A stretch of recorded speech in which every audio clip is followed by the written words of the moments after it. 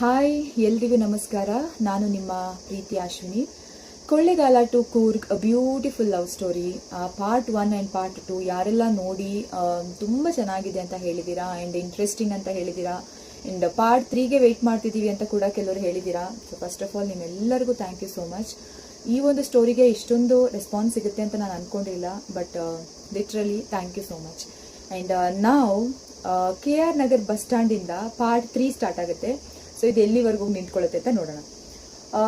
Last ವಿಡಿಯೋದಲ್ಲೇ ಹೇಳ್ದಂಗೆ Rajendra sir ನನಗೆ ಬಸ್ ಸ್ಟ್ಯಾಂಡ್ ಬಿಟ್ಟು ಹೋಗಬೇಡಿ ಮೇಡಮ್, ನಾನು ಬರ್ತಾ ಇದ್ದೀನಿ ನನ್ನ ಫ್ರೆಂಡ್ ಜೊತೆ, ನೀವು ಅಲ್ಲೇ ಇರಿ ಅಂತ ಹೇಳಿದ್ರು. ಸೊ ನಾನೇನು ಮಾಡಿದೆ, ಸರಿ ಆಯಿತು ಅಂತ ಹೇಳ್ಕೊಂಡು ನನ್ನ ಲಾರಿ ಡ್ರೈವರ್ ಬಸ್ ಸ್ಟ್ಯಾಂಡಿಗೆ ಸ್ಟಾಪ್ ಮಾಡಿದ್ರು, ಅಂದರೆ ಡ್ರಾಪ್ ಮಾಡಿದ್ರು.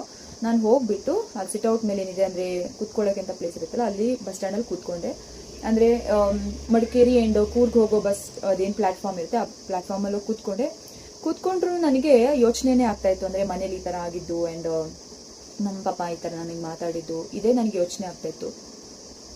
ಕಣ್ಣಲ್ಲಿ ಗೊತ್ತಿಲ್ಲದೇನೆ ನೀರುಗಳು ಅಂದರೆ ಕಣ್ಣೀರು ಬರ್ತಾ ಇತ್ತು, ಸುರಿತಾ ಇತ್ತು. ಬಟ್ ಅದು ನನಗೆ ಯಾರಾದರೂ ನೋಡಿ ನನ್ಗೆ ಏನಾದರೂ ಅಡ್ವಾಂಟೇಜ್ ತಗೊಂಡು ಬಿಡ್ಬೋದು, ಬಂದು ಏನಾಯ್ತು ಅಂತ ಕೇಳೋದು ಮತ್ತು ಅದನ್ನು ಮಿಸ್ಯೂಸ್ ಮಾಡ್ಕೊಳ್ಳೋದು, ಆ ಥರ ಎಲ್ಲ ನನಗೆ ಮನಸ್ಸಲ್ಲಿ ಅನ್ನಿಸ್ತಾ ಇತ್ತು. ಸೊ ಬೇಡ ಅಂತ ಅಂದ್ಕೊಂಡು ಕಣ್ಣೀರು ಒರೆಸ್ಕೊಂಡು ಸುಮ್ಮನೆ ಕೂತ್ಕೊಳ್ತಿದ್ದೆ. ಬಟ್ ಆದರೂ ನನಗೆ ಕಂಟ್ರೋಲ್ ಮಾಡೋಕೆ ಆಗ್ತಾ ಇರಲಿಲ್ಲ. ಸೊ ಆ ಒಂದು ಮೂಮೆಂಟಲ್ಲಿ ಸಖತ್ ನೋವಾದಂಗಿತ್ತು. ಅಷ್ಟೊತ್ತಿಗೆ ನಾನೊಂದು ಸ್ವಲ್ಪ ಹೊತ್ತು, ಒಂದು ಹಾಫ್ ಆನ್ ಅವರ್ 40 ಮಿನಿಟ್ಸ್ ನಾನು ವೆಯ್ಟ್ ಮಾಡ್ತಿದ್ದಂಗೆ ರಾಜೇಂದ್ರ ಸರ್ ಒಂದು ರೆಡ್ ಕಾರಲ್ಲಿ ಬಂದು ನಿಂತ್ಕೊಂಡ್ರು.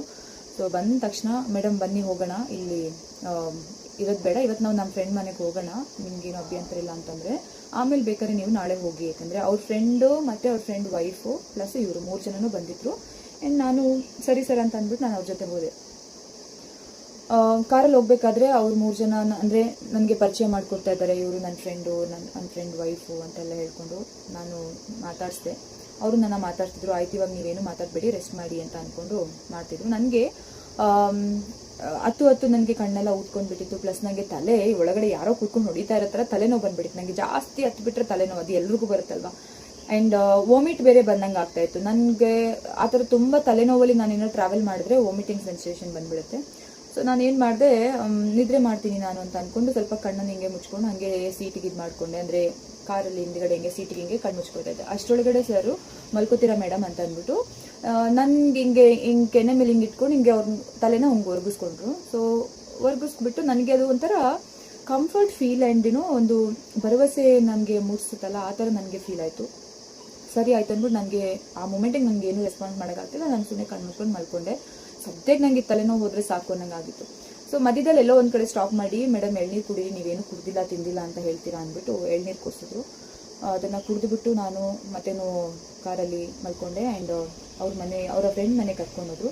ಅಲ್ಲಿ ಹೋಗ್ಬಿಟ್ಟು ಅವ್ರ ಫ್ರೆಂಡ್ ಮನೆ, ಅವ್ರ ಫ್ಯಾಮಿಲಿ ಎಲ್ಲರಿಗೂ ಪರಿಚಯ ಮಾಡಿಕೊಟ್ರು, ಅಶ್ವಿನಿ ಥರ. ಅಲ್ಲಿ ಯಾವ ರೀತಿ ಪರಿಚಯ ಆಗ್ತಿತ್ತು ಮತ್ತು ಅವ್ರು ನಡ್ಕೊಳ್ತಾ ಇರೋ ರೀತಿ ಪ್ಲಸ್ಸು ಇವರು ಸರ್ ನನ್ನ ಹತ್ರ ನಡ್ಕೊಳ್ತಾ ಇದ್ದಿದ್ದು ಹೆಂಗಿತ್ತು ಅಂದರೆ, ಅವ್ರು ಆಲ್ರೆಡಿ ಇವ್ರು ನನ್ನ ಹುಡುಗಿ ಅನ್ನೋ ಥರ ಹೇಳ್ಕೊಂಡು ಬಿಟ್ಟಿರೋ ಥರ ಇತ್ತು. ಶೀ ಈಸ್ ಓನ್ಲಿ ನನ್ನ ಲೈಫ್ ಪಾರ್ಟ್ನರ್ ಆಗಿ ಬರೋ ಥರ ಅಂತ. ಸೊ ಅಷ್ಟೊಂದು ಅವರು ಪ್ರೀತಿ ವಿಶ್ವಾಸ ಎಲ್ಲ ಕೊಡ್ತಾಯಿದ್ರು ನನಗೆ. ಆ್ಯಂಡ್ ಅವತ್ತು ನೈಟು ನಾವು ಅದೇ ಅವ್ರ ಮನೆಯಲ್ಲೇ ಮಲ್ಕೊಂಡು ಆ್ಯಂಡ್ ನೆಕ್ಸ್ಟ್ ಡೇ ನಾನು ಹೊರಡಬೇಕು ಅಂತ ಅಂದ್ಕೊಂಡೆ. ಯಾಕಂದರೆ ಅಪ್ಪ ಅಮ್ಮ ಎಲ್ಲ ಊರಿಂದ ಬರೋ ಟೈಮ್ ಆಯಿತು. ನಾನು ಅವಾಗ ರಾಜೇಂದ್ರ ಸರ್ಗೆ ಹೇಳಿದೆ, ಸರ್ ನಮ್ಮನೆಗೂ ಕರ್ಕೊಂಡು ಬನ್ನಿ ಇವ್ರನ್ನೆಲ್ಲರೂ. ಯಾಕಂದರೆ ನಮ್ಮನೆಗೂ ಇವ್ರ ಮನೆಗೂ 30-35 ಕಿಲೋಮೀಟರ್ಸ್ ಅಷ್ಟೇ ಇರೋದು, ಯಾಕಂದರೆ ಕುಶಾಲ್ ನಗರಲ್ಲಿ ಇದ್ದಿದ್ದು. ಸೊ ನಾನು ಅವಾಗ ಹೇಳಿದೆ ಸರ್ಗೆ, ಕರ್ಕೊಂಡು ಬನ್ನಿ, ನಮ್ಮ ಮನೇನು ನೋಡ್ದಂಗೆ ಆಗುತ್ತೆ, ನೇಚರ್ ಎಲ್ಲ ಚೆನ್ನಾಗಿದೆ. ಯಾಕಂದರೆ ಕಾಫಿ ತೋಟದ ಮಧ್ಯ ನಮ್ಮ ಮನೇಲಿ ಇರೋದು, ನಾವು ಕ್ವಾರ್ಟರ್ಸಲ್ಲಿ ಇದ್ದಿದ್ದಲ್ವಾ, ಕಾಫಿ ತೋಟದ ಮಧ್ಯ ಇರೋದು ನಮ್ಮ ಮನೆ. ಖುಷಿ ಆಗುತ್ತೆ ಎಲ್ಲರಿಗೂ, ಯಾಕಂದರೆ ನೀವೇ ದಸರಾ ವೆಕೇಶನ್ ಅಲ್ವಾ, ಮಕ್ಕಳು ಫ್ರೀ ಇದ್ದಾರೆ ಅಂತ ಅಂದ್ಕೊಂಡು ಹೇಳಿದೆ. ಅದಕ್ಕೆ ಅವರು ಅವ್ರ ಫ್ರೆಂಡ್ ಹತ್ರ ಡಿಸ್ಕಸ್ ಮಾಡಿ, ಅವ್ರಿಗೇನೋ ಕೆಲಸ ಇತ್ತು ಅವ್ರ ಫ್ರೆಂಡ್ಗೆ. ಸರಿ ಆಯಿತು ಅಂದ್ಬಿಟ್ಟು ಅವರು ರಾಜೇಂದ್ರ ಸರ್ ಮತ್ತು ಅವ್ರ ಫ್ರೆಂಡ್ ವೈಫು, ಮಕ್ಕಳು ಆ್ಯಂಡ್ ನಾನು, ಸೊ ಇಷ್ಟು ಜನನು ನಾವು, ಮತ್ತು ಇನ್ನೊಬ್ರು ಯಾರೋ ಅವ್ರದ್ದು ಕಸಿನ್ಸ್ ಬಂದಿರೋ ಅನ್ಕೋತೀನಿ. ಸೊ ಎಲ್ಲರೂ ಕೂಡ ನಾನು ಕರ್ಕೊಂಡು ಅಮ್ಮತ್ತಿಗೆ ಹೋದೆ, ಅಂದರೆ ನಮ್ಮ ಅಮ್ಮನ ಮನೆಗೆ ಹೋದೆ. ಸೊ ಆಮೇಲೆ ಖುಷಿ ನನಗೆ, ರಾಜೇಂದ್ರ ಸರ್ ನಮ್ಮ ಮನೆಗೆ ಬರ್ತಾ ಇದ್ದಾರಲ್ಲ ಅಂತ ಅಂದ್ಕೊಂಡು. ಬಿಕಾಸ್ ನನಗೆ ಆಲ್ರೆಡಿ ಒಂದು ಸಣ್ಣ ಪುಟ್ಟ ವೈಬ್ಸ್ ಎಲ್ಲ ನಾವು ಸ್ಕೂಲಲ್ಲಿ ನಾವು ಫೀಲ್ ಮಾಡಿರೋದ್ರಿಂದ. ಆ್ಯಂಡ್ ಬಟ್ ಇಬ್ಬರು ಹೇಳ್ಕೊಂಡಿಲ್ಲ ಅಷ್ಟೇ ಡೈರೆಕ್ಟಾಗಿ. ಸೊ ನನಗೆ ಖುಷಿ ಆಯಿತು ರಾಜೇಂದ್ರ ಸರ್ ನಮ್ಮ ಮನೆಗೆ ಬಂದಿದ್ದು. ಕಾಫಿ ಬೇಕಾ ಸರ್, ಟೀ ಬೇಕಾ ಸರ್ ಅಂತೆಲ್ಲ ಕೇಳಿದೆ. ಅವರು ಟೀ ಲವರ್. ಸೊ ಮೇಡಮ್ ಒಂದು ಸ್ಟ್ರಾಂಗಾಗಿ ಟೀ ಕೊಟ್ಬಿಡಿ ಅಂತ ಹೇಳಿದ್ರು. ಸರಿ ಅಂದ್ಬಿಟ್ಟು ನಾನು ಟೀ ಕಾಫಿಯಲ್ಲಿ ನಂಗೆ ಚೆನ್ನಾಗಿ ಮಾಡೋಕ್ಕೆ ಬರಲ್ಲ. ಬಿಕಾಸ್ ಮಾಡೋಕ್ಕೆ ಬಂದ್ರೂ ನಮ್ಮ ಕಡೆ ಟೀನ ಇವರು ಇಷ್ಟಪಡಲ್ಲ. ಮೈಸೂರವ್ರಿಗೆ ಏನಂದರೆ ಸ್ವಲ್ಪ ಗಟ್ಟಿಯಾಗಿ ಆ್ಯಂಡ್ ಸ್ಟ್ರಾಂಗ್ ಆಗಿರಬೇಕು. ನಾವು ಕೂರ್ಗು ಮಂಗಳೂರು ಸೈಡಲ್ಲಿ ಏನಂದರೆ ಸ್ವಲ್ಪ ನೀರು ಕಾಫಿ ಥರ ನಾವು ಮಾಡ್ಕೊಂಡು ಕುಡಿತೀವಿ, ಯಾಕಂದರೆ ನಾವು ದೊಡ್ಡ ಲೋಟದಲ್ಲಿ ಕುಡಿಯೋದಲ್ವಾ ಅಂದ್ಕೊಂಡು. ಸೊ ನಾನು ಹೆಂಗೋ ನನಗೆ ಹೆಂಗೆ ಬರುತ್ತೆ ಹಂಗೆ ಮಾಡಿಕೊಟ್ಟೆ. ಅವ್ರಿಗೆ ಇಷ್ಟ ಆಯಿತು ಇಲ್ವೋ ಗೊತ್ತಿಲ್ಲ, ಯಾಕಂದರೆ ಅವ್ರು ಮದುವೆ ಆದಮೇಲೆ ನನ್ನನ್ನು ಟೀ ಹೆಂಗ್ ಮಾಡೋದು ಅಂತೆಲ್ಲ ಕಲಿಸಿ ಪರ್ಫೆಕ್ಷನಿಸ್ಟ್ ಮಾಡಿರೋದು ನೋಡಿದ್ರೆ ಅವ್ರಿಗೆ ಅವತ್ತು ಇಷ್ಟ ಆಗಿರೋದು ಡೌಟು. ಬಟ್ ಸ್ಟಿಲ್ ಚೆನ್ನಾಗಿದೆ ಅಂತ ಹೇಳಿದ್ರು. ಅದಾದ್ಮೇಲೆ ನಾವು ಅಲ್ಲಿ ಮನೆಗೆ ರೀಚ್ ಆಗಿದೆ ನಾವು ಒಂದು 5:30 ಆಗಿತ್ತು. ಸೊ ಹಂಗಾಗಿ ನಾನು ಏನು ಮಾಡಿದೆ, ಸರ್ ಡಿನ್ನರ್ ಮಾಡ್ತೀನಿ, ಏನು ಮಾಡಲಿ ನಿಮಗೆ ಡಿನ್ನರ್ಗೆ ಹೇಳಿ ಅಂತ. ಯಾಕಂದ್ರೆ ನಾನು ಅವ್ರಿಗೆ ಹೇಳಿದ್ದೆ ಇವತ್ತು ಇಲ್ಲೇ ಉಳ್ಕೊಂಡು ನೀವು ನಾಳೆ ಹೋಗ್ಬೇಕು, ಅಪ್ಪ ಅಮ್ಮನೂ ಬರ್ತಾರೆ ಅಂತ ಅಂದಿದ್ದೆ. ಸೊ ಅಷ್ಟೊತ್ತಿಗೆ ನಮ್ಮ ಮಮ್ಮಿ ಫೋನ್ ಮಾಡಿದ್ರು, ಇವತ್ತು ಬರ್ತಾ ಇಲ್ಲ, ನಾನು ನಾಳೆ ಬರ್ತೀನಿ, ನೀನು ಮನೆ ಕಡೆ ಹುಷಾರು ಅಂತ ಹೇಳಿದ್ರು. ನಾನು ಅವಾಗ ನಮ್ಮ ಅಮ್ಮಂಗೆ ಹೇಳಿದೆ, ಅಮ್ಮ ನಾನು ಫ್ರೆಂಡ್ಸ್ನ ಕರ್ಕೊಂಡು ಬಂದಿದ್ದೀನಿ, ಅಲ್ಲೇ ಅವ್ರ ಮನೇಲಿ ಇದ್ನಲ್ಲ ಅವ್ರೆಲ್ಲಾನು ಕರ್ಕೊಂಡು ಬಂದಿದ್ದೀನಿ ಬಿಟ್ಟು ನಾನು ಫೋನಲ್ಲಿ ಮಾತಾಡಕ್ಕೆ ಕೊಟ್ಟೆ. ಅಂದರೆ ನನ್ನ ರಾಜೇಂದ್ರ ಸರ್ದು ಫ್ರೆಂಡ್ ವೈಫ್ ಇದ್ರಲ್ಲ ಅವ್ರಿಗೆಲ್ಲ ಮಾತಾಡಕ್ಕೆ ಕೊಟ್ಟೆ. ಬಟ್ ನಾನು ನಮ್ಮ ಅಮ್ಮಂಗೆ ಮಾತಾಡಬೇಕಾದ್ರೆ ರಾಜೇಂದ್ರ ಸರ್ ಅಂತ ನನ್ನ ಹೆಸರೇನು ಹೇಳಿಲ್ಲ, ನನ್ನ ಫ್ರೆಂಡ್ಸ್ ಬಂದಿದ್ದಾರೆ ಮನೆಗೆ ಅಂತ ಹೇಳಿದೆ ಅಷ್ಟೇ. ಸೊ ಹಂಗಾಗಿ ಆವತ್ತು ನೈಟು ನಾನು ಕೇಳಿದಾಗ ಏನು ಅಡುಗೆ ಮಾಡಲಿ ಅಂತ ರಾಜೇಂದ್ರ ಸರ್ ನನಗೆ ರೈಸ್ ಎಲ್ಲ ಬೇಡ ಮೇಡಮ್, ನನಗೆ ಚಪಾತಿ ಕೊಟ್ಬಿಡಿ, ಒಂದೆರಡು ಸಾಕು ಅಂತಂದರು. ಆ್ಯಂಡ್ ಅವರಿಗೆಲ್ಲ ಏನೇನು ಬೇಕು ಅದನ್ನು, ಅಂದರೆ ಚಪಾತಿ ನಾನು ಯಾವತ್ತೂ ಮಾಡಿಲ್ಲ, ನಾನು ಬೇಳೆ ಸಾರು ಕಲ್ತಿದ್ದೆ, ಅನ್ನ ಕಲ್ತಿದ್ದೆ, ಅಂದರೆ ಸಣ್ಣ ಪುಟ್ಟ ಸಾಂಬಾರುಗಳು, ಬಾತು, ಇದೆಲ್ಲ ಅಂದರೆ ಈಸಿ ಆಗುವಂಥದ್ದೆಲ್ಲ ಕಲ್ತ್ಕೊಂಡಿದ್ದೆ. ಅಡುಗೆ ಅಂದರೆ ತುಂಬ ಇಷ್ಟ, ಬಟ್ ಯಾವತ್ತೂ ನಾನು ಚಪಾತಿ ಟ್ರೈ ಮಾಡಿಲ್ಲ, ಯಾಕಂದರೆ ಅಮ್ಮನೇ ಮಾಡ್ಕೊಡ್ತಿದ್ರು ಅಂತ ಅಂದ್ಕೊಂಡು. ಆವತ್ತು ನಾನು ರಾಜೇಂದ್ರ ಸರ್ಗೋಸ್ಕರ ಚಪಾತಿ ಮಾಡೋದನ್ನು ಕಲಿತೆ, ಪ್ಲಸ್ ಅದು ಚೆನ್ನಾಗೂ ಬಂತು. ಅವತ್ತು ಫಸ್ಟ್ ಟೈಮ್ ಮಾಡಿರೋ ಥರ ಏನೋ ಗಟ್ಟಿಯಾಗೆಲ್ಲ ಬಂದಿರಲಿಲ್ಲ. ಆಮೇಲೆ ಅಮ್ಮಂಗೆ ಫೋನ್ ಮಾಡಿ ನಾನು, ಅಮ್ಮ ಚಪಾತಿ ಹೆಂಗೆ ಮಾಡೋದು ಒಂದ್ಸಲ ಹೇಳ್ಬಿಡು ನನಗೆ ಅಂತ ಕೇಳಿಕೊಂಡು ನಾನು ಏನು ಮಾಡಿದೆ, ಚಪಾತಿ ಮಾಡಿದೆ. ಅಮ್ಮ ಏನು ಹೇಳಿದ್ರು ಅದೇ ಪ್ರೊಸೀಜರಲ್ಲಿ ನಾನು ಚಪಾತಿ ಮಾಡಿದೆ. ಚೆನ್ನಾಗಿ ಬಂತು, ನನಗೆ ಖುಷಿ ಆಯಿತು, ಫಸ್ಟ್ ಟೈಮ್ ಮಾಡಿದ್ರು ಪರವಾಗಿಲ್ಲ ಅಂತ ಅಂದ್ಕೊಂಡು. ಆ್ಯಂಡ್ ನನಗೆ ಖುಷಿ ಅಂದರೆ ರಾಜೇಂದ್ರ ಸರ್ ಬಂದಿದ್ದಕ್ಕೆ ನಾನು ಚಪಾತಿ ಕಲ್ತ್ಬಿಟ್ನಲ್ಲ ಅಂತ ನಂಗೆ ಅದೊಂದು ಖುಷಿ ಇತ್ತು. ಏನೋ ಒಂದು ಪಲ್ಯ ಮಾಡಿದೆ, ಅನ್ನ ಸಾಂಬಾರೆಲ್ಲ ಮಾಡಿದೆ, ಎಲ್ಲ ಊಟ ಮಾಡಿ ಟೈಮ್ ಸ್ಪೆಂಡ್ ಮಾಡಿದ್ರು. ಅವ್ರಿಗೆ ಖುಷಿಯಾಗಿದೆ ಅಂದರೆ ನಮ್ಮ ಮನೆ ಇದು ವೆದರ್, ನೇಚರು, ಯಾಕಂದರೆ ಸುತ್ತ ಕಾಫಿ ತೋಟ ಇದೆ, ಆ್ಯಂಡ್ ಮೆಣಸಿನ ಗಿಡಗಳಿದೆ, ಆ್ಯಂಡ್ ಹೊರಗಡೆ ವೆರಾಂಡಾ ಇದೆ. ಆ್ಯಂಡ್ ಅದು ಒಂಥರ, ಯಾಕಂದರೆ ನಾರ್ತ್ ಕೂರ್ಗೂ ಸೌತ್ ಕೂರ್ಗೂ ತುಂಬ ಡಿಫ್ರೆನ್ಸ್ ಇದೆ, ಆ್ಯಂಡ್ ಮೈಸೂರು ವೆದರ್ಗೂ ಕೂರ್ಗ್ ವೆದರ್ಗೂ ತುಂಬ ಡಿಫ್ರೆನ್ಸ್ ಇದೆ. ಸೊ ಹಂಗಾಗಿ ಎಲ್ಲರಿಗೂ ನಮ್ಮ ಮನೆ ಖುಷಿ ಆಯಿತು. ಆ್ಯಂಡ್ ರಾಜೇಂದ್ರ ಸರ್ ಬಂದುಬಿಟ್ಟು ಕಿಚನಲ್ಲಿ ಹಂಗೆ ಹೇಳ್ತಾ ಇದ್ರು, ಮೇಡಮ್ ನನಗೆ ಒಂದು ಮನೇನ ಹೆಂಗೆ ನೀಟಾಗಿ ಆರ್ಗನೈಸ್ ಮಾಡಿರಬೇಕು ಆ ಥರ ನೀವು ಆರ್ಗನೈಸ್ ಮಾಡಿರ, ಅಂದರೆ ನಿಮ್ಮ ಮನೇಲಿ ತುಂಬ ಇಷ್ಟ ಆಯಿತು ನನಗೆ. ಯಾಕೆಂದರೆ ನಮ್ಮದು ಕಿಚನ್ ಐಟಮ್ಸ್ ಎಲ್ಲ ಅಡುಗೆ ಮನೆ ಚಿಕ್ಕದು, ಬಟ್ ನಾವು ಅದನ್ನು ಹೆಂಗೆ ಆರ್ಗನೈಸ್ ಮಾಡ್ಕೊಳ್ತೀವಿ ಅನ್ನೋದ್ರ ಮೇಲೆ ಇರುತ್ತೆ. ಸೊ ನಾನು ನಮ್ಮ ಅಮ್ಮ ಎಲ್ಲ ಸೇರ್ಕೊಂಡು ನೀಟಾಗಿ ಯಾವುದೇ ಎಲ್ಲೆಲ್ಲಿ ಹ್ಯಾಂಗಾಗಿರಬೇಕು, ಆ್ಯಂಡ್ ಕೆಳಗಡೆ ಯಾವುದು ಜಾಸ್ತಿ ಪಾತ್ರೆಗಳೆಲ್ಲ ಇಟ್ಕೊಂಡು ಗಜಿ ಥರ ಇರಬಾರ್ದು ಅಂತ ನಾವು ಆರ್ಗನೈಸ್ ಮಾಡಿದ್ವಿ. ಅದನ್ನು ಅವರು ತುಂಬ ಇಷ್ಟಪಟ್ಟರು, ನನಗೆ ಹಿಂಗಿರಬೇಕು ಅಂತ. First of all is mister perfect, ಅವ್ರಿಗೆ ಇದು ಹಿಂಗೆ ಇರಬೇಕು ಅನ್ನೋ ಥರ ಅವ್ರು ಎಕ್ಸ್ಪೆಕ್ಟ್ ಮಾಡ್ತಾರೆ. ಥ್ಯಾಂಕ್ ಯು ಸರ್ ಅಂತೆಲ್ಲ ಹೇಳ್ಬಿಟ್ಟು ಅಡುಗೆ ಎಲ್ಲ ಮುಗೀತು, ಊಟ ಎಲ್ಲ ಬಡಿಸಿ ಆಮೇಲೆ ಕೊನೆಗೆ ಮಲ್ಕೊಳ್ಳೋ ವ್ಯವಸ್ಥೆ ಎಲ್ಲ ಮಾಡಿಕೊಟ್ಟೆ. ಸೊ ಅದಾದಮೇಲೆ ನೆಕ್ಸ್ಟ್ ಡೇ ಅವರು ಹೊರಡ್ತೀನಿ ನಾವು 7-7:30 ಟೀ ಕುಡ್ಕೊಂಡು, ಇಲ್ಲ ಕೆಲಸ ಇದೆ ಮಕ್ಳಿಗೆ ಬೇರೆ ಎಲ್ಲ ಕರ್ಕೊಂಡು ಹೋಗ್ಬೇಕು ಅಂತ ಹೇಳ್ಬಿಟ್ಟು ಅವ್ರ ಪಾಡಿಗೆ ಅವರು ಹೊರಟರು. ಆ್ಯಂಡ್ ಅದಾದಮೇಲೆ ನಮ್ಮಮ್ಮ ಅಪ್ಪ ಎಲ್ಲ ಬಂದರು. ಅವ್ರು ಬರಬೇಕಾದ್ರೆ ನನಗೊಂದು ಭಯ ಆಯ್ತು, ಈಗ ನಮ್ಮ ಪಪ್ಪ ಯಾವ ಕಂಡೀಷನಲ್ಲಿ ಬರ್ತಾರೋ, ಆ್ಯಂಡ್ ಅಲ್ಲಿದೆ ಯೋಚನೆ ಇಟ್ಕೊಂಡಿರ್ತಾರೆ. ಯಾಕಂದರೆ ಆ ಡ್ರಿಂಕ್ಸ್ ಎಲ್ಲ ಕೆಳಗಡೆ ಏನಂತಾರೆ, ಕುಡ್ದಿಲ್ಲ ಅಂದರೆ ನಮ್ಮಪ್ಪ ಚೆನ್ನಾಗೇ ಇರ್ತಾರೆ, ಏನಿಲ್ಲ ಅಷ್ಟೇ ಕೇರ್ ಮಾಡ್ತಾರೆ. ಬಟ್ ಆ ಒಂದು ಟೈಮಲ್ಲಿ ಮಾತ್ರ ಅವ್ರು ಹಂಗೆ ಬಿಹೇವ್ ಮಾಡೋದು. ಸೊ ನಾನು ಯಾವ ಕಂಡೀಷನಲ್ಲಿ ಬರ್ತಾರೆ ಅಂತ ನನಗೊಂದು ಹೆದರಿಕೆ ಇತ್ತು, ಮತ್ತೆ ಈಗ ಇಲ್ಲಿ ಗಲಿಬಿಲಿ ಆ್ಯಂಡ್ ಕಿರಿಕಿರಿ ಎಲ್ಲ ಸ್ಟಾರ್ಟ್ ಆಗಬೇಕಲ್ಲಪ್ಪ ಅಂತ ಅಂದ್ಕೊಂಡು. ಸೊ ಆವಾಗ ನಮ್ಮ ಅಮ್ಮಂಗೆ ಫೋನ್ ಮಾಡಿದೆ, ಹಿಂಗೆ ಬರ್ತಾ ಇದ್ದಾರೆ, ಯಾವ ಕಂಡೀಷನಲ್ಲಿ ಇದ್ದಾರೆ, ಯಾಕಂದರೆ ನನಗೆ ಸುಮ್ಮನೆ ಹಿಂಸೆಮ್ಮ, ನಾನೇನೋ ಹೇಳೋದು ಅವರೇನೋ ಅದಕ್ಕೆ ಇದು ಮಾಡೋದು ಅಂತ. ಏನಿಲ್ಲ ನಾರ್ಮಲಾಗೆ ಬರ್ತಾ ಇದ್ದಾರೆ ಅಂತಂದರು. ಸರಿ ಆಯಿತು ಅಂದ್ಕೊಂಡೆ. ಸೊ ದಸರಾ ವೆಕೇಷನೆಲ್ಲ ನಾನು ಮನೇಲೇ ಟೈಮ್ ಸ್ಪೆಂಡ್ ಮಾಡ್ತಿದ್ದೆ, ಗಾರ್ಡನಿಂಗು ಅದು ಇದು ನಂದೇನೋ ಪೇಂಟಿಂಗ್ ಕೆಲಸಗಳು ಮಾಡ್ಕೊಳ್ಳೋದು ಅಂತ. ಸೊ ನಾನು ಅಲ್ಲಿ ಒಂದು ದಿವಸ ನಾನು ಕೂತ್ಕೊಂಡಾಗ, ಅಂದರೆ ಮನೆ ಮುಂದೆ ವೆರಾಂಡದಲ್ಲಿ ಕೂತಿದ್ದೆ, ಒಬ್ಬರು ಸ್ವಾಮೀಜಿ ಒಂದು ಕಾವಿ ಬಟ್ಟೆ ಹಾಕ್ಕೊಂಡು ನಮ್ಮ ಮನೆ ಮುಂದೆ ಬಂದರು. ನಮ್ಮ ತೋಟದಲ್ಲಿ 3 ಲೈನ್ಸ್ ಇದೆ, ಒಬ್ರು ಕುಕ್ಕು, ಒಬ್ರು ಮನೆ ಕೆಲಸ ಮಾಡೋರು, ಇನ್ನೊಬ್ರು ಡ್ರೈವರು. ಸೊ ನಮ್ಮದು ಆ ಮನೆಗಳಲ್ಲಿ ಒಂದು. ಸೊ ಬಂದು ಸೀದಾ ಅವರು ನನ್ನ ಮುಂದೆ ನಿಂತ್ಕೊಂಡ್ರು. ನೀನು ನಿಮ್ಮ ಮನೆ ಬಗ್ಗೆ ತುಂಬ ಯೋಚನೆ ಮಾಡ್ತಾ ಇದೆಯಾ ಅನಿಸುತ್ತೆ, ನೀನು ಮದುವೆ ಆಗಿ ಹೋದರೆ ಮಾತ್ರ ನಿಮ್ಮ ತವ್ರ ಮನೆಗೆ, ನಿನ್ನ ತಂದೆ ತಾಯಿಗೆ ಒಂದು ನಗು ಆ್ಯಂಡ್ ಒಂದು ಖುಷಿ ಅಂತ ಸಿಗುತ್ತೆ ಅಂತ ಹೇಳಿದೆ. ಸೊ ನಾನು ಅವಾಗ ನಂಗೆ ಅದು ಕೇಳಿ ಶಾಕ್ ಆಯ್ತು, ಇವ್ರು ಯಾರಪ್ಪ ಸೀದಾ ನನ್ನ ಹತ್ರ ಬಂದು ಈ ಥರ ಮಾತಾಡ್ತಿದ್ದಾರಲ್ಲ. ಯಾರ ಮನೆಗೂ ಹೋಗಲಿಲ್ಲ, ಆ್ಯಂಡ್ ಅವ್ರೇನು ದುಡ್ಡು ತಗೊಳ್ಳಿಲ್ಲ, ಅಥವಾ ಅದೇನು ಅಕ್ಕಿ ಗೋಧಿಯಲ್ಲಿ ಇಸ್ಕೊಳ್ತಾರೆ, ಏನೂ ತಗೊಳ್ಳಿಲ್ಲ. ಸೀದಾ ಬಂದರು, ನನಗೆ ಅದೊಂದು ಲೈನ್ ಹೇಳಿದ್ರು, ಒಳ್ಳೇದಾಗಲಿ ನಿನಗೆ, ಯೋಚನೆ ಮಾಡು ಅಂತ ಅಂದ್ಬಿಟ್ಟು ಹೋದ್ರು ಅಷ್ಟೇ. ಅದು ನನಗೊಂಥರ ವಿಚಿತ್ರನೂ ಅನ್ನಿಸ್ತು, ಬಟ್ ಅದನ್ನ ನಾನು ಸೀರಿಯಸ್ ಆಗೂ ತಗೊಂಡೆ. ಯಾಕಂದರೆ ನಾನು ಅಮ್ಮ ಅಪ್ಪ ಮನೆ ಅಂತ ಬಂದಾಗ ನಾನು ತುಂಬ ಅಟ್ಯಾಚ್ಡು, ಆ್ಯಂಡ್ ಅದಕ್ಕೋಸ್ಕರ ಏನು ಬೇಕಾದ್ರೂ ಮಾಡೋ ಥರ ನಾನು ಇದ್ದಿದ್ದು. ಸೊ ಅವಾಗ ನಂಗೆ ಏನು ಅನ್ನಿಸ್ತು ಅಂದರೆ, ನಾನು ಇಮಿಡಿಯೇಟಾಗಿ ಡಿಸೈಡ್ ಮಾಡಿದ್ದೆ, ನಾನು ಮದುವೆ ಆಗಿ ಹೋದರೆ ನಮ್ಮ ಮನೆಯಲ್ಲಿ ಖುಷಿ ಇರುತ್ತೆ, ಎಲ್ಲ ಸರಿ ಹೋಗುತ್ತೆ ಅನ್ನೋದಾದರೆ ನಾನು ಮದುವೆ ಮಾಡ್ಕೊಂಡ್ಬಿಡ್ತೀನಿ. ಈ ವರ್ಷ ನನಗೆ ಯಾರೇ ಬಂದು ಒಂದು ಒಳ್ಳೆಯ ಗುಣ ಇರುವಂತಹ ಹುಡುಗ ನನಗೆ ಯಾರೇ ಬಂದು ಅಪ್ರೋಚ್ ಮಾಡಿದ್ರು ಕೂಡ ಮದುವೆ ಆಗ್ತೀನಿ ಅಂತ ನಾನು ಒಪ್ಕೊಳ್ತೀನಿ ಅಂತ ನಾನು ಮನಸ್ಸಲ್ಲೇ ಡಿಸೈಡ್ ಮಾಡಿಕೊಂಡೆ. ಸೊ ಅದಾದಮೇಲೆ ಮತ್ತೆ ನಮ್ಗೊಂದು 2-3 ದಿನ ಆದಮೇಲೆ ಮತ್ತೆ ನಮ್ಮ ಪಾಪಂದು ಕಿರಿಕಿರಿ ಸ್ಟಾರ್ಟ್ ಆಯಿತು. ಪುನಃ ಡ್ರಿಂಕ್ಸ್ ಮಾಡೋದು, ಆ್ಯಂಡ್ ಡ್ರಿಂಕ್ಸ್ ಮಾಡಿದಾಗ ಅವ್ರ ಕಂಟ್ರೋಲ್ ಇದೆಲ್ಲ ಮಾತುಗಳು. ಆ್ಯಂಡ್ ನಾವು ರಜಾ ಅಂತ ಬಂದಿರ್ತೀವಿ ಮನೆಗೆ, ಮಕ್ಕಳೆಲ್ಲ ಎದೆ ಎತ್ತರಕ್ಕೆ ಬೆಳೆದಿರ್ತಾರೆ. ಸೊ ಅಪ್ಪನ ನಾವು ಕ್ವೆಶನ್ ಮಾಡೇ ಮಾಡ್ತೀವಿ, ಏನಕ್ಕಪ್ಪ ಈ ಥರ ಅಕ್ಕಪಕ್ಕದವ್ರ ಮುಂದೆ ಎಲ್ಲ ಮಾನ ಮರ್ಯಾದೆ ತೆಗಿತೀಯಾ, ಜೋರಾಗಿ ಕಿರ್ಚಾಡ್ತೀಯಾ, ಅದೆಲ್ಲ ಚೆನ್ನಾಗಿರಲ್ಲ ಅಂತ ಹೇಳಿದ್ರೆ ಸಾಕು, ನಮ್ಮ ಅಪ್ಪಂಗೆ ಆಗಲ್ಲ. ಮಕ್ಕಳು ಅಂದರೆ ಸುಮ್ಮನೆ ಇರಬೇಕು, ಕ್ವೆಶನ್ ಮಾಡಬಾರ್ದು ಅನ್ನೋ ಥರ ಅವರು. ಬಟ್ ನಮಗೆ ಅದು ಹೆಂಗಾಗುತ್ತೆ, ಒಂದು ಊಟ ಮಾಡೋಕ್ಕೂ ನಮ್ಗೆ ನೆಮ್ಮದಿ ಇರಲ್ಲ ಮನೇಲಿ ಅಂದರೆ ಭಾಳ ಕಷ್ಟ. ಸೊ ಹಂಗಾಗಿ ನಾನೊಂದು ದಿವಸ ಅವ್ರಿಗೆ ಕೇಳಿದೆ, ನೀವು ಹಿಂಗೆಲ್ಲ ಕುಟ್ಕೊಂಡು ಬರೋದಾದ್ರೆ ದಯವಿಟ್ಟು ಮನೆಗೆ ಬರಬೇಡಿ, ಬೇಜಾರಾಗುತ್ತೆ ನನಗೆ ಅಂತ. ಆದರೆ ಈ ಟೋನಲ್ಲಿ ಹೇಳಿಲ್ಲ, ಸ್ವಲ್ಪ ಜೋರಾಗೇ ಹೇಳಿದೆ. ಅದು ನಾವು ಅಪ್ಪಂಗೆ ತೊಗೊಳಕ್ಕಾಗಲಿಲ್ಲ. ಹಂಗೆ ಹಿಂಗೆ ಅಪ್ಪನ್ನೇ ನೀನು ಕ್ವೆಶನ್ ಮಾಡ್ತೀಯಾ, ಅದು ಇದು ಅಂತೆಲ್ಲ ಹೇಳ್ಕೊಂಡು, ನಾನು ಇಲ್ಲಿ ಇರೋದು ಬೇಡವಾ ನಿಮಗೆ, ಏನು ಹೇಳಿ ಅಂತ. ನಾನು ಇರೋದು ಬೇಡ ಅಂತ ಹೇಳ್ತಿಲ್ಲ, ಬಟ್ ದಯವಿಟ್ಟು ಡ್ರಿಂಕ್ಸ್ ಮಾಡಬೇಡಿ. ಡ್ರಿಂಕ್ಸ್ ಮಾಡಿದ್ರೆ ನೀವು ನೀವಾಗಿರಲ್ಲ, ಅದನ್ನೇ ನಾವು ಕೇಳ್ತಾ ಇರೋದು. ಸುಮ್ಮನೆ ಅಕ್ಕಪಕ್ಕದವ್ರ ಮೇಲೆ ಜಗಳಕ್ಕೆ ಹೋಗೋದು, ಆ್ಯಂಡ್ ಅವ್ರಿಗೆಲ್ಲ ಕೆಟ್ಟ ಯಾರು ತಡ್ಕೋತಾರೆ ಅಂತ ನಾನು ಇದು ಮಾಡ್ತಿದ್ವಿ. ಅಷ್ಟೊತ್ತಿಗೆ ಅವರು ಆಯಿತು, ನಾನು ನಿಮ್ಮ ಮೇಲೆ ಈ ಮನೆಗೆ ಯಾವತ್ತೂ ಕಾಲಿಡಲ್ಲ, ಹಂಗೆ ಹಿಂಗೆ ಅಂತ ಏನೊಂದು ಜೋಶಲ್ಲಿ ಒಂದು ಲೆಟ್ರಲ್ಲೆಲ್ಲ ಬರೆದು ಕೊಟ್ಬಿಟ್ಟು ಹಿಂಗೆ. ಇವತ್ತು ನಮಗೆ ಅದು ನಗು ಬರುತ್ತೆ, ಬಟ್ ಆ ಮೂಮೆಂಟಿಗೆ ಅದು ನಮ್ಮೆಲ್ಲರಿಗೂ ಬೇಜಾರಾಯಿತು, ಅಮ್ಮಂಗೆ, ನನಗೆ, ನನ್ನ ತಮ್ಮನಿಗೆ, ಎಲ್ಲರಿಗೂ. ಸೊ ಅವರು ಬರ್ದು ಕೊಟ್ಬಿಟ್ಟು ಹೋದರು, ನಾನು ಬರಲ್ಲ ಇನ್ಮೇಲೆ, ನೀವಾಗೆ ಕರಿಬೇಕು ನನ್ನ ಅಂತ ಅಂದ್ಕೊಂಡು ಹೋದರು. ಬಟ್ ನಮ್ಗೆ ಯಾರಿಗೂ ಕೂಡ ಏನು ಮಾಡಬೇಕು ಅನ್ನೋದು ಗೊತ್ತಾಗ್ತಿರ್ಲಿಲ್ಲ. ಯಾಕಂದರೆ ಅವರು ಕುಡಿಯೋದು ಸ್ಟಾಪ್ ಮಾಡಲ್ಲ, ಕುಡಿದ್ರೆ ಅವರಾಗಿರಲ್ಲ. ನಾವು ನೆಮ್ಮದಿಯಾಗಿ ಒಂದೊತ್ತು ಮನೇಲಿ ಊಟ ಮಾಡಬೇಕು, ಆರಾಮಾಗಿರ್ಬೇಕು ಅಂತಂದರೆ ನಮಗೆ ಆಪ್ಷನ್ ಇರಲಿಲ್ಲ. ನಾವು ಸುಮ್ಮನಾದ್ವಿ, ಆಯಿತು ಅವ್ರು ಯಾವಾಗ ಬರ್ತಾರೆ ಬರಲಿ ಬಿಡು, ಅವರಾಗೆ ಬರ್ತಾರೆ, ಎಲ್ಲಿ ಹೋಗ್ತಾರೆ ಅನ್ನೋ ಥರ ನನಗಿತ್ತು. ಅದಾದಮೇಲೆ ಸಮ್ಮರ್ ವೆಕೇಷನ್ನು ದಸರಾ ವೆಕೇಷನ್ ಮುಗಿಯಕ್ಕೆ ಬಂತು. ನಾವೇನು ಮಾಡಿದ್ವಿ, ಮಾಮೂಲಿ ರಾಜೇಂದ್ರ ಸರ್ ನಾನು ಫೋನಲ್ಲಿ ಮಾತಾಡ್ಕೋತಾ ಇದ್ವಿ ಅಷ್ಟೇ. ಏನಾದರೂ ವಿಚಾರಗಳಿದ್ದಾಗ ಅಥವಾ ಸುಮ್ಮನೆ ಕಾಲ್ ಮಾಡಿ ಊಟ ಆಯ್ತಾ ತಿಂಡಿ ಆಯ್ತಾ ಅಂತ ವಿಚಾರಿಸ್ಕೊತೀವಿ. ಸೊ ರಜಾ ಮುಗೀತು, ನಾವೆಲ್ಲರೂ ಕೂಡ ಸ್ಕೂಲಿಗೆ ಬಂದ್ವಿ. ಹಾಸ್ಟೆಲ್ ಮಕ್ಳಿಗೆ ಚೆಕ್ ಇನ್ ಮಾಡೋಕ್ಕಿರುತ್ತೆ, ನಾವು ಅದನ್ನೆಲ್ಲ ಚೆಕ್ ಮಾಡಿ ನಮ್ಮದು ಡ್ಯೂಟೀಸ್ ಎಲ್ಲ ಮುಗಿಸ್ಕೊಂಡು ನಾವು ನೆಕ್ಸ್ಟ್ ಡೇ ಡ್ಯೂಟಿಗೆಲ್ಲ ರೆಡಿ ಆದ್ವಿ. ಸೊ ಹಿಂಗೆ ನಾನು ಮತ್ತೆ ಜಿಮ್ಗೆ ಕಂಟಿನ್ಯೂ ಮಾಡ್ತಿದ್ದೆ, ನಾನು ಜಿಮ್ಗೆ ಹೋಗೋದು ಬರೋದಿಲ್ಲ. ಒಂದು ದಿವಸ ಹಿಂಗೆ ಜಿಮ್ ಸರು ಥ್ರೆಡ್ ಮಿಲ್ಲಲ್ಲಿ ನನಗೆ 5 ಕಿಲೋಮೀಟರ್ 10 ಕಿಲೋಮೀಟರ್ ರನ್ನಿಂಗ್ ಇದು ಮಾಡ್ತಾಯಿದ್ರು, ಪ್ರಾಕ್ಟೀಸ್ ಮಾಡಿಸ್ತಾಯಿದ್ರು. ಅವಾಗ ನಾನು ಸುಮ್ಮನೆ ಹಿಂಗೆ ವರ್ಕೌಟ್ ಮಾಡ್ತಾಯಿದ್ದೆ. ಅವಾಗ ಬಂದ್ಬಿಟ್ಟು ಅವರು ಒಂದೇ ಕ್ವಶನ್ ಕೇಳಿದ್ರು, ಮೇಡಮ್ ನಿಮಗೆ ಸ್ಯಾಲ್ರಿ ಎಷ್ಟು ಅಂತ ಕೇಳಿದ್ರು.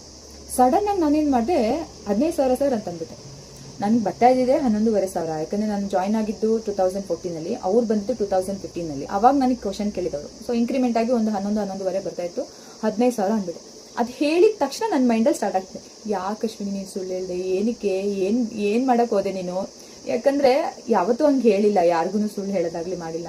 ಬಟ್ ಅದು ಯಾಕೆ ಹಂಗೆ ಬಂದ್ಬಿಡ್ತು ಬಾಯಲ್ಲಿ ಅಂತ ನನಗೆ ಕ್ವಶನ್ ಮಾಡ್ಕೋತಾ ಇದ್ದೀನಿ.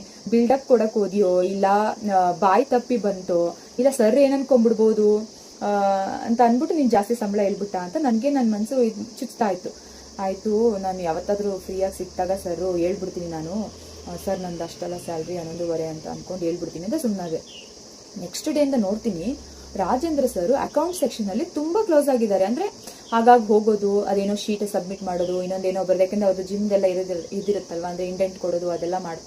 ಆ್ಯಂಡ್ ಅಲ್ಲಿ ಒಬ್ಬರು ಅಕೌಂಟ್ ಸೆಕ್ಷನಲ್ಲಿ ಒಬ್ಬರು ಮ್ಯಾಮ್ ಇದ್ರು.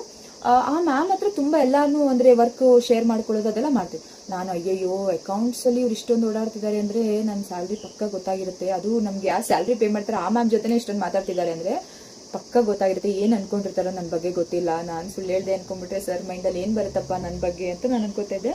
ಆಮೇಲೆ ನಾನು ಸರಿ ಒಂದಿನ ಹೇಳ್ಬಿಡ್ತೀನಿ, ನಾನಂತೂ ಸುಮ್ಮನಿರಲ್ಲ ಅಂದ್ಕೊಂಡು ಸುಮ್ಮನಾದೆ. ಆ್ಯಂಡ್ ಅದಾಗಿ ಒಂದು 2 ಡೇಸ್ಗೆ ಈವ್ನಿಂಗ್ ನನಗೆ ಸ್ಟಡಿ ಟೈಮ್ ಇರಲಿಲ್ಲ. ನನಗೆ ರಾಜೇಂದ್ರ ಸರಿಂದ ಒಂದು ಫೋನ್ ಬಂತು.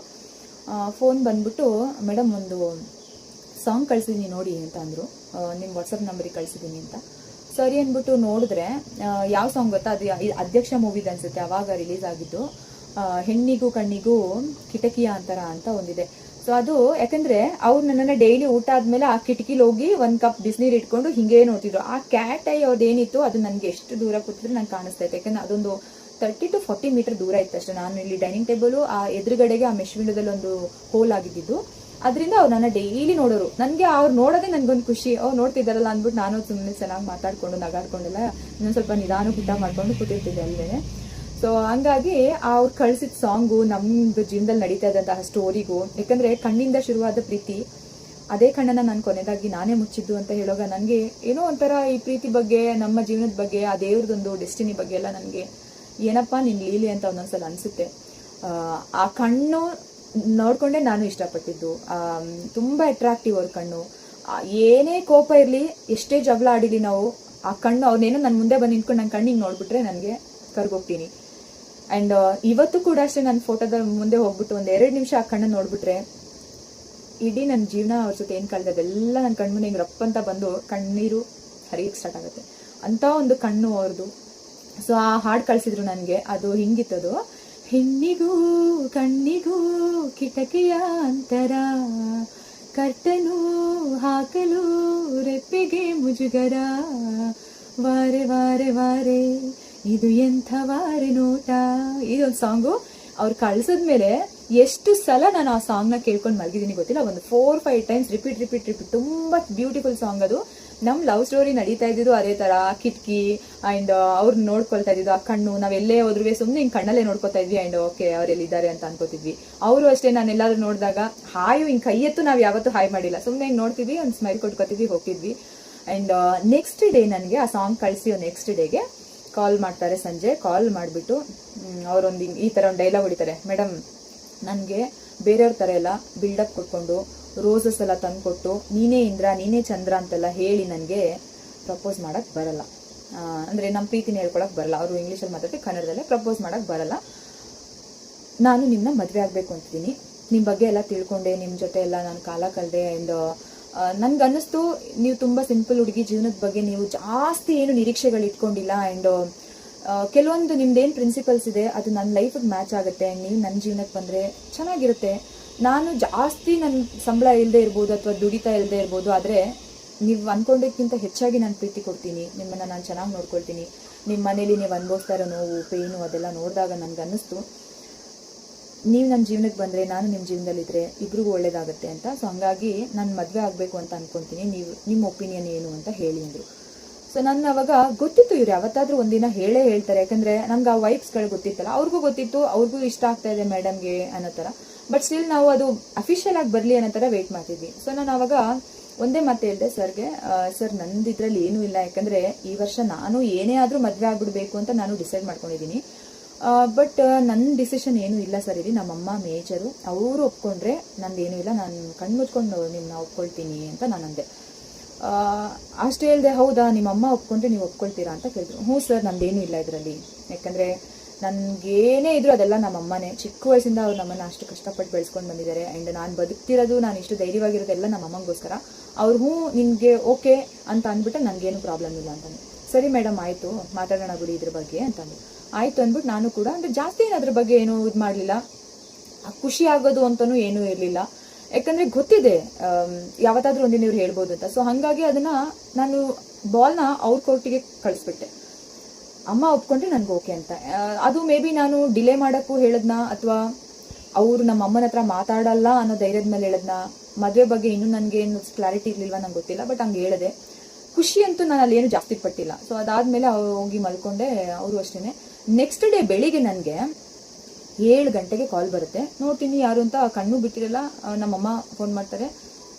ಹೇಳಮ್ಮ ಅಂತ ಹೇಳ್ತೀನಿ. ನಮ್ಮಮ್ಮ ನಮ್ಮ ಮನೇಲೆಲ್ಲ ಶಿಲ್ಪ ಅಂತ ಕರೆಯೋದು, ನಮ್ಮಮ್ಮ ಶಿಲು ಅಂತ ಕರೆಯೋದು.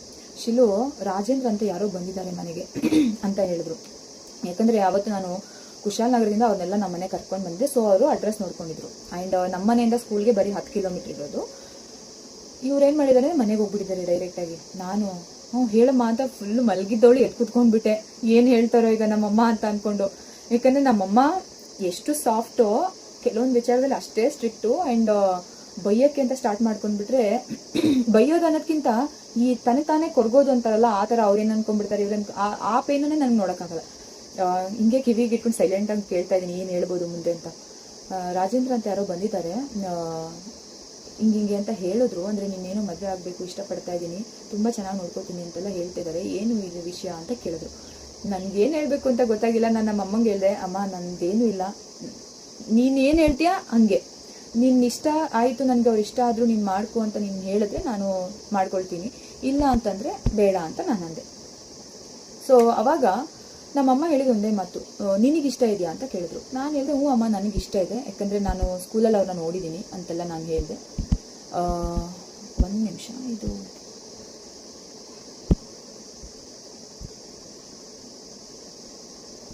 ಓಕೆ, ಏನೋ ಬ್ರೈಟ್ನೆಸ್ ಹಾಳಾಗ್ಬಿಡ್ತಾ ಅಂತ ಸೆಟ್ಟಿಂಗ್ಸ್. Okay done. ಸೊ ನಾನು ಅವ್ರಿಗೆ ಹೇಳಿದೆ, ನೀನು ಇಷ್ಟಪಟ್ಟರೆ ನನಗೇನು ಇಲ್ಲಮ್ಮ, ಯಾಕಂದರೆ ನಾನು ನಾನು ಜೀವನ ಮಾಡ್ತಿರೋದೇ ನಿನಗೋಸ್ಕರ, ನೀನು ಓಕೆ ಅಂತಂದ್ರೆ ನನಗೆ ಓಕೆ, ನನಗಾದ್ರೆ ಇಷ್ಟ ಆಯ್ತಾರೆ, ನಾನೇನು ನನಗೆ ಇಷ್ಟ ಇಲ್ಲ ಅಂತ ಹೇಳಿಲ್ಲ, ನನಗೆ ಇಷ್ಟ ಆಗಿದ್ದಾರೆ ಅಮ್ಮ, ಬಟ್ ನಿನ್ನ ಡಿಸಿಷನ್ ಹೇಳು ಅಂತ ನಾನು ಹೇಳಿದೆ. ನೀನೇನು ಹೇಳ್ತೀಯ ಅದ್ರ ಮೇಲೆ ನಾನು ಡಿಸಿಷನ್ ತಗೋತೀನಿ ಅಂತ. ಅದಕ್ಕೆ ನಮ್ಮಮ್ಮ ಹೇಳಿದ್ರು, ಏನಿಲ್ಲಮ್ಮ ಆಯಿತು, ನಿನಗಿಷ್ಟ ಆದ್ಮೇಲೆ ನಾನೇನು ಇದು ಮಾಡೋಕ್ಕಾಗಲ್ಲ, ಯಾಕಂದ್ರೆ ನಮ್ಮ ಪೇರೆಂಟ್ಸ್ದು ಕೂಡ ಅವರು ಪ್ರೀತಿ ಮಾಡಿ ಎಲ್ಲಾನು ಒಪ್ಪಿಸಿ ಮದುವೆ ಆಗಿರೋದು. ಸೊ ಹಂಗಿರ್ಬೇಕಾದ್ರೆ ಅವರು ನಮ್ಮ ಪ್ರೀತಿಗೆ ಬೆಲೆ ಕೊಟ್ಟಿದ್ದಾರೆ. ಸೊ ಅವತ್ತು ನನಗೆ ಅಮ್ಮ ಅಂದಾಗ ನನಗೆ ಫುಲ್ಲು ಖುಷಿ ಆಗುತ್ತೆ, ಯಾಕಂದ್ರೆ ನನಗೆ ಮೇನಾಗಿ ಸಿಗ್ನಲ್ ಬೇಕಾಗಿರೋದು ನಮ್ಮ ಅಮ್ಮನ ಕಡೆಯಿಂದ. ಆ್ಯಂಡ್ ಇವರು ಅಫಿಷಿಯಲ್ ಆಗಿ ನನ್ನ ಹತ್ರ ಹೇಳ್ಕೊಂಡಿದ್ರು, ಪ್ಲಸ್ ನಮ್ಮ ಅಮ್ಮನೂ ಅವತ್ತು ನನಗೆ ಖುಷಿ ಆಯಿತು ತುಂಬ. ಬಟ್ ನಾನು ನಿಜ ಹೇಳ್ತೀನಿ, ರಾಜೇಂದ್ರ ಸರ್ ಅಲ್ಲಿ ಹೋಗಿ ನಮ್ಮ ಅಮ್ಮನ ಹತ್ರ ಮಾತಾಡ್ತಾರೆ ಅಂತ ನಾನು ನಿಜ ಅನ್ಕೊಂಡಿರಲಿಲ್ಲ. ಯಾಕಂದ್ರೆ ಅಟ್ಲೀಸ್ಟ್ ನನ್ನ ಹತ್ರ ನಾನು ನಮ್ಮ ಅಮ್ಮನ ಹತ್ರ ಮಾತಾಡಿ ಅಂತ ಅಂದಾಗ ಕೇಳ್ಬೋದಿತ್ತು, ನಿಮ್ಮ ಅಪ್ಪ ಅಮ್ಮ ಹೇಗೆ, ಅವರು ಮನೇಲಿ ಯಾರ್ಯಾರು ಇರ್ತಾರೆ, ಆ್ಯಂಡ್ ನಿಮ್ಮಮ್ಮ ಹಿಂಗೆ ಬೈತಾರ. ನನಗೆ ಆ ಭಯನ ಒಂದು ಚೂರು ಕೂಡ ತೋರಿಸ್ಲಿಲ್ಲ ಅವರು. ಸರಿ ಮೇಡಮ್ ಆಯಿತು, ಅದ್ರ ಬಗ್ಗೆ ಮಾತಾಡೋಣ ಅಂತ ಹೇಳಿದವರು ಡೈರೆಕ್ಟಾಗಿ ನಮ್ಮ ಮನೆಗೆ, ಅದು ಬೆಳಿಗ್ಗೆನೆ ಅಷ್ಟೊತ್ತಿಗೆ ಎದ್ದು ಹೋಗಿದ್ದಾರೆ, ಒಂದು ಮಿನಿಮಮ್ 20 ಮಿನಿಟ್ಸ್ ಆದರೂ ಬೇಕು ನಮ್ಮ ಮನೆಗೆ ಹೋಗೋಕ್ಕೆ. ಸೊ ಆ ಒಂದು ಇದರಲ್ಲಿ ನಂಗೆ ಬೆಳಿಗ್ಗೆ ಕಾಲ್ ಬಂದಾಗ ನನಗೆ ಹೆಂಗೆ ರೆಸ್ಪಾಂಡ್ ಮಾಡಬೇಕು ಗೊತ್ತಾಗಿಲ್ಲ. ಒಂದು ಕಡೆ ಟೆನ್ಷನ್ ಆಯಿತು, ಪ್ಲಸ್ ನಮ್ಮಮ್ಮ ಮಾತಾಡಿದ್ದು ನೋಡಿ ಆಮೇಲೆ ನನಗೆ ಖುಷಿನೂ ಆಯಿತು, ಸಮಾಧಾನ ಆಯಿತು. ಆ್ಯಂಡ್ ರಾಜ್ ಮೇಲೆ ಇನ್ನೊಂದಷ್ಟು ಪ್ರೀತಿ ಗೌರವನೂ ಜಾಸ್ತಿ ಆಯಿತು. ಒಂದು ಹುಡುಗಿ ಬೇಕು ಅಂದ ತಕ್ಷಣ ಏನೋ ಮದುವೆ ಮಾಡ್ಕೋಬೇಕು ಅಂದ ತಕ್ಷಣ ಮದುವೆ ಮಾಡ್ಕೋತೀನಿ ಅಂತ ಹೇಳೋದು, ಪ್ರೀತಿ ಮಾಡ್ತೀನಿ ಅಂತ ಹೇಳೋದು, ಆಮೇಲೆ ಮುಂದೆ ಬರುವಂಥ ಸ್ಟೆಪ್ಗಳಿಗೆ ಹೆದರ್ಕೊಂಡು ಎಷ್ಟೋ ಜನ ಹಿಂದೆ ಹೋಗ್ಬಿಡ್ತಾರೆ. ಬಟ್ ಇವರು, ನಾನು ಒಂದೇ ಒಂದು ಮಾತಿಗೆ ಓಕೆ ಇವ್ರದ್ದು ಮೇನ್ ಸ್ವಿಚ್ಚೇ ಅಲ್ಲಿದೆ ಅಂತ ಅಂದ್ಕೊಂಡು ನಮ್ಮ ಮನೆಗೆ ಹೋಗಿ ಕೇಳಿದಾಗ ನನ್ನ ದಾರಿನೇ ಕ್ಲಿಯರ್ ಆಗೋಯ್ತು, ನನಗೇನು ಕೆಲಸ ಇಲ್ಲ. ಅದಾದಮೇಲೆ ನಾನು ಫೋನ್ ಮಾಡಿದೆ, ಅಲ್ಲ ಸರ್ ನಾನು ನಿಮ್ಗೆ ಅಂದ್ಬಿಟ್ಟ ತಕ್ಷಣ ನೀವು ಹೋಗ್ಬಿಟ್ಟಿದ್ದೀರಲ್ಲ ಮೇಡಮ್, ನಾವು ಮದುವೆ ಮಾಡ್ಕೋತೀನಿ ಅಂತ ಹೇಳಿದೆ ಹೊತ್ತು, ನಾನು ನಿಮ್ಮ ಜೊತೆ ಟೈಮ್ ಪಾಸ್ ಮಾಡೋಕ್ಕೆ ಹೇಳಿಲ್ಲ, ಮದುವೆ ಮಾಡ್ಕೋತೀನಿ ಅಂದಮೇಲೆ ಅದಕ್ಕೆ ಏನು ಬೇಕು ಆ ಸ್ಟೆಪ್ನ ನಾನು ತೊಗೋಬೇಕಲ್ವಾ. ಸೊ ಹಂಗಾಗಿ ನಾನು ನಿಮ್ಮ ಮನೆಗೆ ಹೋದೆ. ನಿಮ್ಮ ಅಮ್ಮ ತುಂಬ ಒಳ್ಳೆಯವರು, ತುಂಬ ಚೆನ್ನಾಗಿ ಮಾತಾಡ್ಸಿ, ನಾನು ಹೆಂಗೆ ಮಾತಾಡ್ಸೋದು ಏನು ಹೇಳಿದ್ರಿ ಅಂತೆಲ್ಲ ಕೇಳಿದೆ, ತುಂಬ ಚೆನ್ನಾಗಿ ಮಾತಾಡ್ಸಿದ್ರು, ಏನೂ ಇಲ್ಲ, ನಿಜವಾಗ್ಲೂ ಅಷ್ಟೊಂದು ಸಾಫ್ಟು ನಿಮ್ಮಮ್ಮ, ಅಷ್ಟೊಂದು ಒಳ್ಳೆಯವರು, ಆ್ಯಂಡ್ ಖಂಡಿತ ನಾನು ನಿಮ್ಮನ್ನು, ನಿಮ್ಮ ಫ್ಯಾಮಿಲಿ ಅವ್ರನ್ನೆಲ್ಲರೂ ನೋಡ್ಕೋತೀನಿ ಅಂತ ಹೇಳಿದ್ರು. ಸೊ ಅದಕ್ಕಿಂತ ಒಂದು ಹೆಣ್ಣಿಗೆ ಇನ್ನೇನು ಬೇಕು ಅಂತ ನಂಗೆ ಅನ್ನಿಸ್ತು. ಸೊ ಆವಾಗ ನಾನು ಸರಿ ಸರ್ ಆಯಿತು ಅಂತ ಹೇಳಿ ಅಫಿಷಿಯಲ್ ಆಗಿ ಇಬ್ಬರು ಕೂಡ ಮನಸ್ಸು ಬಿಚ್ಚಿ ಒಬ್ರಿಗೊಬ್ರು ಇಷ್ಟಪಟ್ಟಿದ್ದು, ಅಂದರೆ ನಾವಿಬ್ಬರು ಮದುವೆ ಆಗೋಣ ಅಂತ ಡಿಸೈಡ್ ಮಾಡ್ಕೊಂಡಿದ್ದು ಆವತ್ತೊಂದು ದಿವಸ. ಆ್ಯಂಡ್ ಅದಾದಮೇಲೆ ಅವ್ರ ಕಡೆಯಿಂದ ಒಂದು ಮಾತು ಬರುತ್ತೆ, ಮೇಡಮ್ ಎಲ್ಲ ಓಕೆ, ಇದರಲ್ಲಿ ಒಂದೇ ಒಂದು ಪ್ರಾಬ್ಲಮ್ ಇದೆ ಅಂತ ಹೇಳ್ತಾರೆ. ಏನು ಸರ್ ಅದು ಅಂತ ಕೇಳ್ತೀನಿ. ಅವ್ರು ಹೇಳ್ತಾರೆ, ನಿಮ್ಮ ಮಮ್ಮಿ ಏನೋ ಒಪ್ಕೊಳ್ತಾರೆ, ನಿಮ್ಮ ಮನೆ ಕಡೆಯಿಂದ ನೀನು ಪ್ರಾಬ್ಲಮ್ ಬರದೇ ಇರ್ಬೋದು, ಬಟ್ ನಮ್ಮ ಮನೇಲಿ ನಮ್ಮಮ್ಮ ಒಪ್ಕೊಳ್ಳಲ್ಲ ಅಂತ ಹೇಳಿದ್ರು. ಯಾಕೆ ಅಂತ ಕೇಳಿದೆ. ಅದಕ್ಕೆ ಅವರು, ಇಲ್ಲ ನಮ್ಮಮ್ಮನಿಗೆ ನಮ್ಮ ಫ್ಯಾಮಿಲಿಲಿ ಒಬ್ಬರನ್ನ ನನಗೆ ಮದುವೆ ಮಾಡಿಸ್ಬೇಕು ಅಂತಿದೆ, ಬಟ್ ನಾನು ಯಾವತ್ತೂ ಅವರನ್ನ ಮದುವೆ ಮಾಡ್ಕೊಳ್ಬೇಕು ಅನ್ನೋ ಥರ ನೋಡಿಲ್ಲ, ತಂಗಿಯಾಗೆ ನೋಡಿದ್ದೀನಿ. ಅಂದರೆ ತಂಗಿ ಅನ್ನೋದಕ್ಕಿಂತ ಮದುವೆ ಕಾನ್ಸೆಪ್ಟ್ ನನ್ನ ಮೈಂಡಲ್ಲಿ ಬಂದಿಲ್ಲ, ಅವರ ಅತ್ತೆ ಮಗಳು ಯಾರೋ ಗೊತ್ತಿಲ್ಲ, ಮದುವೆ ಮಾಡ್ಕೋಬೇಕು ಅನ್ನೋ ಫೀಲಿಂಗಲ್ಲಿ ನಾನು ಯಾವತ್ತೂ ಇರಲಿಲ್ಲ. ಸೊ ಹಾಗಾಗಿ ನನಗೆ ನಮ್ಮಮ್ಮ ಒಪ್ಕೊಳ್ಳೋದು ಡೌಟು ಅಂತಂದರು. ಸೊ ನನಗೆ ಆಯಿತು ಸರ್ ಅಂತ ಹೇಳಿದೆ. ಬಟ್ ಆದರೆ ನಾನು ಅವ್ರಿಗೆ ಒಂದೇ ಕಂಡೀಷನ್ ಹಾಕಿದ್ದು, ಸರ್ ಇವತ್ತು ಏನಿದೆ ಅಮ್ಮ ಮಗನ ಮದುವೆ ಬೇಡ, ಬಟ್ ನಾಳೆ ದಿವಸ ಮಗ ಅಮ್ಮ ಅಪ್ಪ ಅಂತ ಬಂದಾಗ ಅದು ಪ್ರೀತಿ ತೋರಿಸ್ತೀವಿ. ನಾನು ನಮ್ಮ ಅಪ್ಪ ಅಮ್ಮ ನಾನು ಹೆಂಗೆ ಪ್ರೀತಿ ಕೊಡ್ತೀನೋ ಹಾಗೆ ಅವರು ಕೂಡ ಪ್ರೀತಿ ಮಾಡ್ತಾರೆ. ಮತ್ತು ನಾವು ಮದುವೆ ಆಗ್ಬಿಡೋದು, ಆಮೇಲೆ ಮದುವೆ ಆದಮೇಲೆ ಅವ್ರ ಮುಂದೆ ಹೋಗೋದು, ಅದೆಲ್ಲ ಚೆನ್ನಾಗಿರಲ್ಲ. ಏನೇ ಇದ್ರು ಫ್ಯಾಮಿಲಿ ಒಪ್ಕೊಂಡೇ ನಾವು ಮದುವೆ ಆಗಬೇಕು ಅಂತ ನಾನು ಅವ್ರಿಗೆ ಹೇಳಿದೆ. ಖಂಡಿತ ನಿಜವಾಗ್ಲೂ ಹೇಳ್ತೀನಿ, ನಮ್ಮಮ್ಮ ಒಪ್ಕೊಳ್ಳಲ್ಲ ಅಂತ 100% ಶ್ಯೂರು. ಸೊ ನಮ್ಮಮ್ಮನ ಕರೀದೇನೆ, ನಮ್ಮ ಅಪ್ಪ ಅಮ್ಮ ಬೇಡ, ನಾವು ಮದುವೆ ಆಗ್ಬಿಡೋಣ ಅಂತ ಅಂದರು. ನಾನು, ಇಲ್ಲ ಸರ್ ದಯವಿಟ್ಟು ಕ್ಷಮಿಸಿ, ಈ ವಿಚಾರದಲ್ಲಿ ನಾನು ರಿಸ್ಕ್ ತಗೊಳ್ಳಲ್ಲ. ಯಾಕಂದರೆ ನನ್ನ ಅಪ್ಪ ಅಮ್ಮ, ನಿಮ್ಮ ಅಪ್ಪ ಅಮ್ಮ, ಅಂದರೆ ಇಬ್ಬರು ಫ್ಯಾಮಿಲಿ ಸೇರಿನೇ ನಾವು ಮದುವೆ ಮಾಡ್ಕೋಬೇಕು. ಕಷ್ಟ ಆಗುತ್ತೆ, ಇಲ್ಲ ಅಂತ ಹೇಳ್ತಿಲ್ಲ, ಬಟ್ ನಾವು ಪ್ರಯತ್ನ ಪಡೋಣ ಅಂತ ಅಂದ್ಕೊಂಡು ಹೇಳಿದೆ. ಆಮೇಲೆ ಅವ್ರು ಏನು ಮಾಡಿದ್ರು ಅಂದರೆ, ಸ್ಕೂಲ್ಗೆ ಒಂದು 3 ಡೇಸ್ ರಜಾ ಹಾಕ್ಕೊಂಡು, ಆಯಿತು ಮೇಡಮ್ ನಾನು ಅದೊಂದು ಪ್ರಯತ್ನ ಮಾಡ್ತೀನಿ, ಅದಾದಮೇಲೆ ಅವ್ರು ಒಪ್ಕೊಳ್ಳಿಲ್ಲ ಅಂದರೆ ನೀವು ನನ್ನ ಜೊತೆ ಮದುವೆ ಆಗಬೇಕು. ನಾನೆಲ್ಲ ಸರಿ ಸರ್, ಫಸ್ಟ್ ನೀವು ಹೋಗಿ ಪ್ರಯತ್ನ ಪಡಿ. ಅಂದರೆ ಆವಾಗ ನಾನು ಸರ್ ಅಂತ ಹೇಳೋದು ಸ್ಟಾಪ್ ಮಾಡಿದೆ, ರಾಜ್ ಅಂತ ನಾನು ಮಾತಾಡ್ತಿದ್ದೆ. ಆಯಿತು ರಾಜ್, ನೀವು ಮನೆಗೆ ಹೋಗಿ ಒಪ್ಪಿಸಿ, ಮನೇಲಿ ಮಾತಾಡಿ ಕನ್ವಿನ್ಸ್ ಮಾಡಿ, ಅವ್ರು ಇನ್ ಕೇಸ್ ಅದಾದಮೇಲೂ ಮಾಡಲಿಲ್ಲ ಅನ್ನೋದಾದರೆ ನಾನು ನೋಡ್ತೀನಿ, ನಾವು ಮಾಡ್ಕೊಳ್ಳೋಣ, ತೊಂದರೆ ಇಲ್ಲ ಬೇಕಾರೆ ಅಂತ ನಾನು ಅಂದೆ. ಯಾಕಂದರೆ ಒಂದು ಅಪ್ರೋಚ್ ಮಾಡಬೇಕು ನಮ್ಮ ಕಡೆಯಿಂದ. ಸೊ ಅವ್ರಿಗೆ ಹೇಳ್ದೇನೆ ನಾವು ಮಾಡ್ಕೊಂಡ್ಬಿಟ್ರೆ ತಪ್ಪಾಗುತ್ತೆ ಅನ್ನೋ ಥರ ನಂದು. ಆಮೇಲೆ ಅವ್ರ ಪಾಪ ಒಂದು 3-4 ಡೇಸ್ ರಜಾ ಹಾಕಿ ಅವ್ರ ಮನೇಲಿ ಹೋಗಿ ಅಪ್ಪ ಅಮ್ಮಗೆಲ್ಲ ವಿಷಯ ತಿಳಿಸಿ, ನನ್ನ ಫೋಟೋ ಅದೇನು ನಾನು ಒಂದು ದಿವಸ ಹಾಕೊಂಡಿದ್ದೆ ಫೇಸ್ಬುಕ್ಕಲ್ಲಿ, ಒಂದು ಗ್ರೀನ್ ಸ್ಯಾರಿಲಿ ಫಸ್ಟು ಫೋಟೋ ತಗೊಂಡು ಅದನ್ನು ಅವ್ರ ಅಪ್ಪ ಅಮ್ಮಗೆಲ್ಲ ತೋರಿಸಿ ಎಲ್ಲರಿಗೂ ಇಷ್ಟ ಆಯಿತು. ಬಟ್ ಅವರು ಅಮ್ಮ ಒಪ್ಕೊಳ್ಳೋ ಸ್ಟೇಜಲ್ಲಿ ಇರಲಿಲ್ಲ. ಯಾಕಂದರೆ ಅವ್ರ ಅಮ್ಮ ಅವ್ರ ಫ್ಯಾಮಿಲಿಲಿ ಏನೋ ಒಂದು ಅವ್ರನ್ನ ಮಾಡ್ಕೋಬೇಕು ಅಂತಿದ್ರು. ಸೊ ಸಂಬಂಧಗಳು ಉಳಿಯುತ್ತೆ ಅನ್ನೋ ಕಾರಣಕ್ಕೆ ಅಂತ ಅನ್ಕೋತೀನಿ. ಬಟ್ ಯಾರೋ, ಅದು ನಮ್ಮದು inter caste, okay.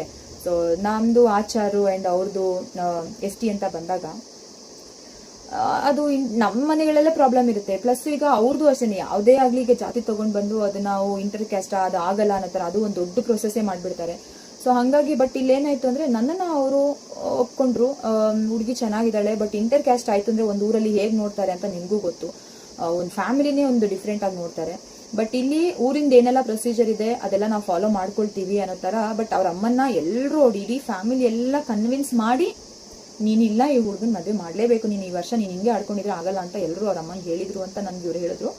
So finally ಅವರು ಅವ್ರ ಮನೆ ಕಡೆಯಿಂದ ಗ್ರೀನ್ ಸಿಗ್ನಲ್ ತಗೊಂಡ್ ಬಂದ್ರು. ಬಟ್ ಅವ್ರ ಅಮ್ಮಂಗೆ ಇಷ್ಟ ಇಲ್ಲ, ಬಟ್ ಮೇಲ್ಗಡೆ ಆಯ್ತು ಅಂತ ಹೇಳಿದ್ದಾರೆ. ಸೊ ಇವ್ರಿಗೊಂದು ಭಯ, ನಮ್ಮಮ್ಮ ಯಾವ ಟೈಮಲ್ಲಿ ಬೇಕಾದ್ರೂ ಬೇಡ ಅನ್ಬಿಡ್ಬೋದು.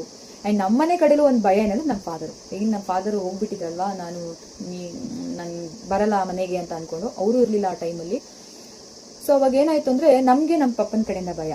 ಯಾಕಂದ್ರೆ ನಾನು ಮೊದಲೇ ಅವ್ರನ್ನ ಅಂದ್ರೆ ಅವ್ರ ಡ್ರಿಂಕ್ಸ್ ಒಂದು ಅಗೇನ್ಸ್ಟ್ ಇದ್ದೆ ನಾನು. ಆ ವಿಚಾರಕ್ಕೆ ಅವ್ರು ಎಲ್ಲಿ ಬಂದು ತೊಂದರೆ ಮಾಡ್ಬೋದು, ಗಲಾಟೆ ಮಾಡ್ಬಿಡ್ತಾರೆ ಮದುವೆ ಟೈಮಲ್ಲಿ ಅಂತ ಅನ್ಕೊಂಡು ನಮ್ಗೆ ನಮ್ಮ ಅಪ್ಪನ ಭಯ ಆದ್ರೆ ಅವ್ರ ಮನೆ ಕಡೆಯಿಂದ ಅವ್ರ ಅಮ್ಮನ ಭಯ. ಸೊ ಇಬ್ರು ಮದುವೆ ಸ್ಟೇಜ್ಗೆ ಬಂತು. ಅಂದ್ರೆ ಅವ್ರ ಮನೇಲೂ ಮದುವೆಗೆ ಅಂತ ಒಪ್ಕೊಂಡ್ರು, ನಮ್ಮ ಮನೇಲೂ ಕೂಡ ನಮ್ಮಮ್ಮ ಒಪ್ಪಿಗೆ ಕೊಟ್ರು.